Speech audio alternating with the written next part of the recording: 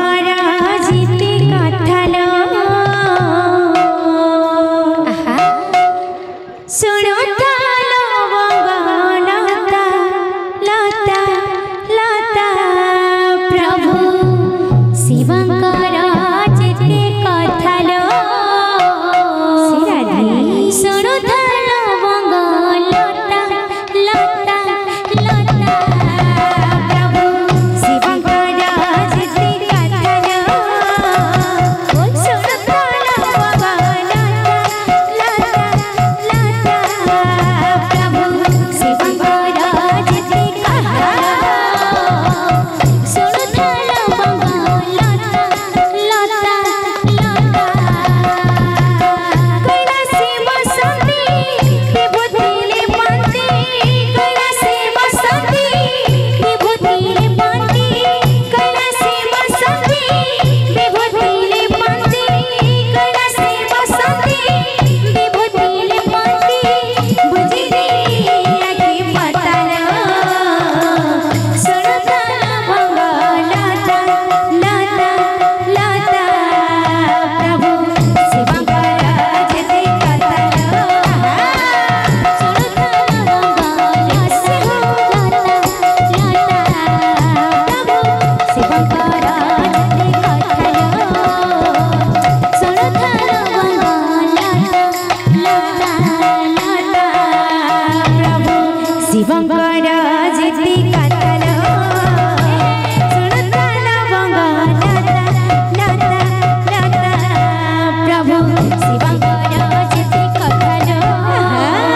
सुनुथलो बंगलता लता लता दया कराहे दया माया हे शिव शंकर दया कराहे दया माया हे शिव शंकर दया कराहे दया माया हे शिव शंकर दया कराहे दया माया हे शिव शंकर हे शिव शंकर हे शिव शंकर हे शिव शंकर हे शिव शंकर हे शिव शंकर हे शिव शंकर दया कराहे दया माया हे शिव शंकर दया कराहे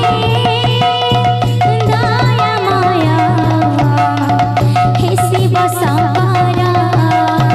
दया कराहे दया माया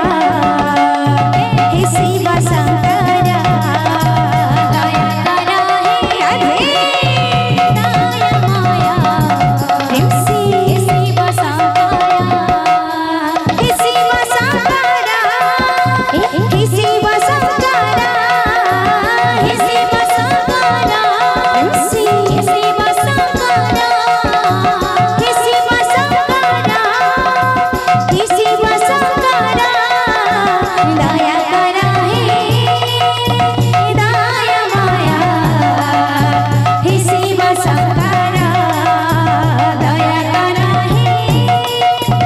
दया माया राधे हे शिव शंकर दया कराहे दया माया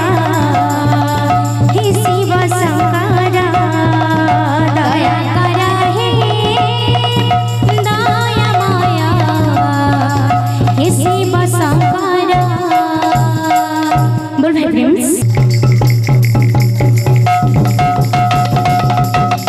बोल भाई फ्रेंड्स राधे राधे राधे बोलो राधे राधे राधे राधे राधे राधे राधे राधे राधे राधे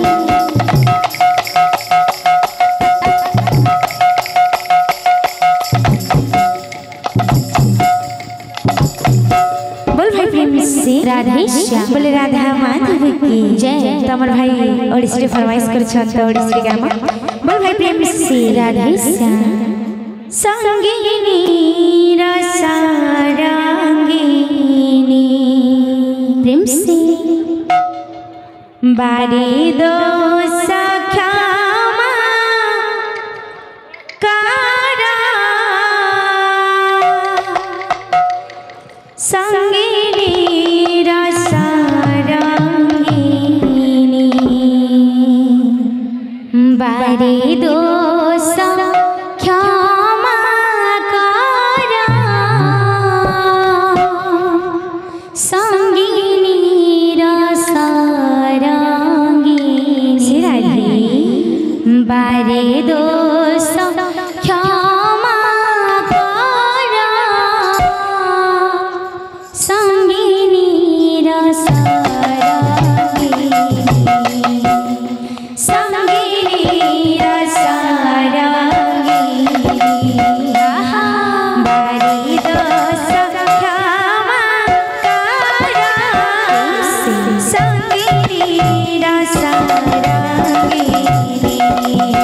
बारी दोष क्षमा करा संगीनी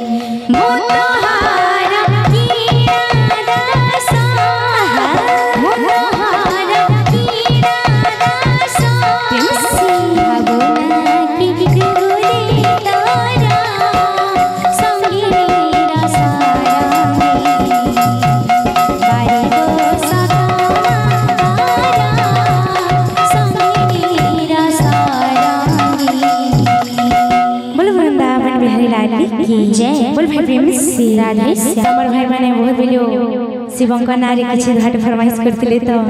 तांकर लागि